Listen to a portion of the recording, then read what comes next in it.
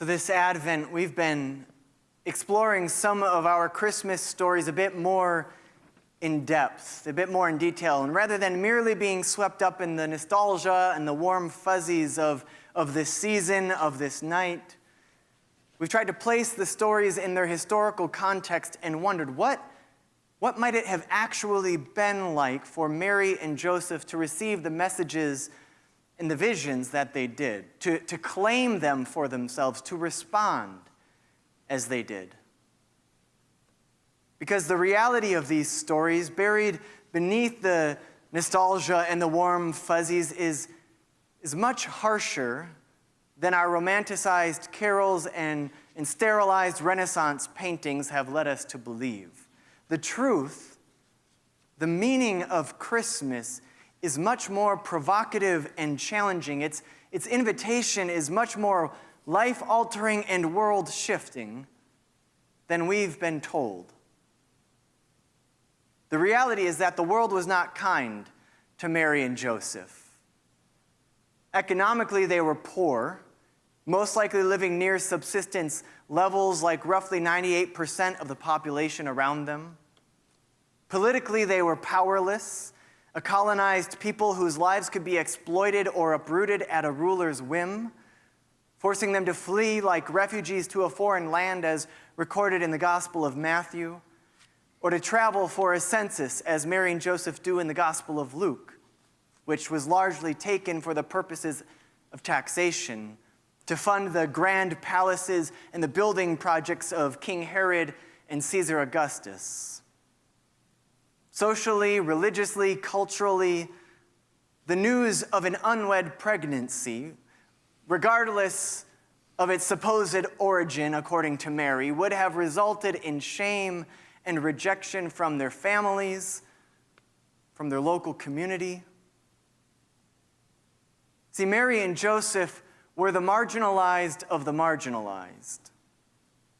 The truth of Christmas isn't found in the question of whether angels really exist or whether we can prove an astrological event really did occur such that a star really did stand right over the place where Jesus lay, or whether we can believe in a literal virginal conception.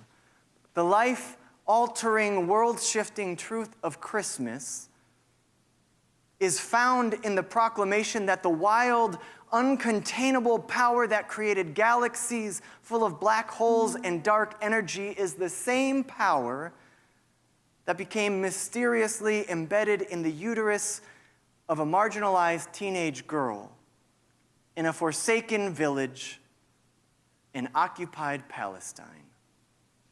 This Mary, our scriptures proclaim, this Mary is the portal where the uncontainable creator of the universe takes on human flesh. Cosmic, generative, transforming power is found not in a golden crib, but in an animal's feeding trough. Not among the powerful, but the oppressed and the despised, who are turned away and told, "There's no room for you here." You see, this is not a truth that we can prove our way to. It's not meant to be rationalized. This is a truth that is so incomprehensible that, like our ever-expanding universe, it defies imagination itself. It's a truth so irrational that rather than thinking we know it so well, that we can package and contain it in a harmless, nostalgic story of once upon a time in a land far, far away, long, long ago. Rather than a story that's meant to give us warm fuzzies, it's a story so absurd that we can't figure it out. We can't exhaust its meaning. We might just have to find ourselves returning to it over and over again, year after year, continually being surprised and inspired and challenged in our own living. For the past several Christmases, as I've turned to this story, I've also found myself being continually drawn to another one. In the late 1930s and early 1940s as Hitler and his white nationalist party, Nazi party, rose to power and cast a blood-stained shadow of death upon human history, many Jews were forced into hiding. For how long they could not have known. Imagine, if you can, imagine being confined to the cramped darkness of a cold attic or a closet. The days, the weeks, the months blurring together for what would be years. Birthdays passing, holidays passing, family passing, friends passing, all while isolated and alone. In Cologne, Germany, where a number of Jews hid themselves for the entire duration of the war, there was later found an inscription etched into a cement cellar wall by one of them. It said, I believe in the sun, even when it's not shining. I believe in love, even when feeling it not. I believe in God, even when God is silent. It's a haunting and defiant witness to the Spirit of life, to the Spirit of God surging within, willing life from the shadows of hopelessness and despair. Who could write such words but one who has themselves been in that valley? And who could utter it there but one who had practiced its proclamation time and time again, who before ever being forced to walk this valley had placed upon their lips and within their heart the proclamation which we hear in our Christmas stories as well, that God dwells among those whom our world casts aside.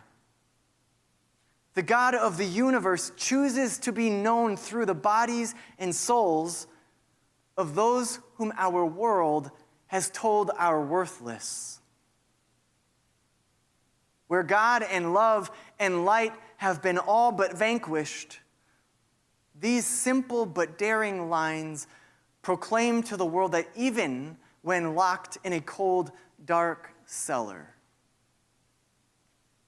God's light is present, that God chooses them, that their life still has worth, still has dignity, and nothing that the world does or says, no shadow of death can ever overcome that truth.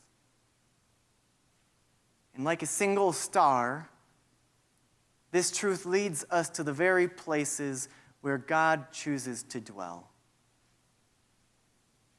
You see, the most powerful truths are not known intellectually.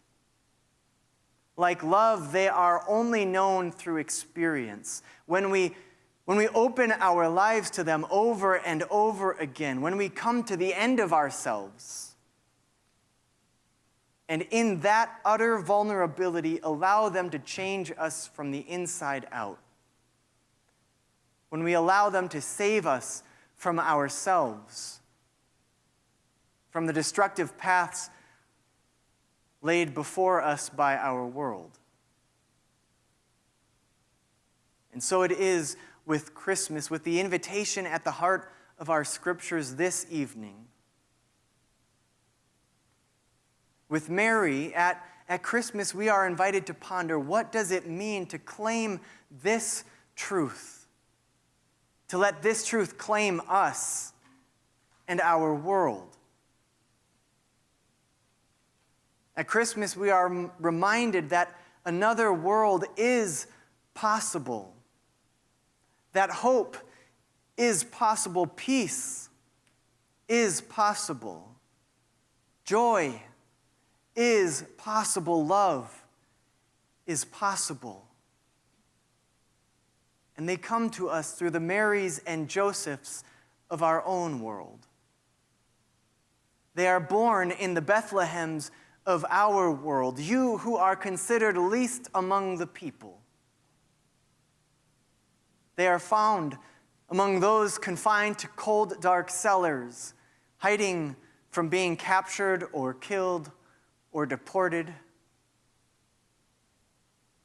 They lay vulnerably held in the mangers of our own hearts, those parts of ourselves that have been silenced or that we've cast aside or that are shrouded in hopelessness. There they lay, hope, peace, joy, and love, waiting to be welcomed amidst our own dark and silent nights, that our weary souls may feel their worth, that our weary world may rejoice. May it be so. Amen.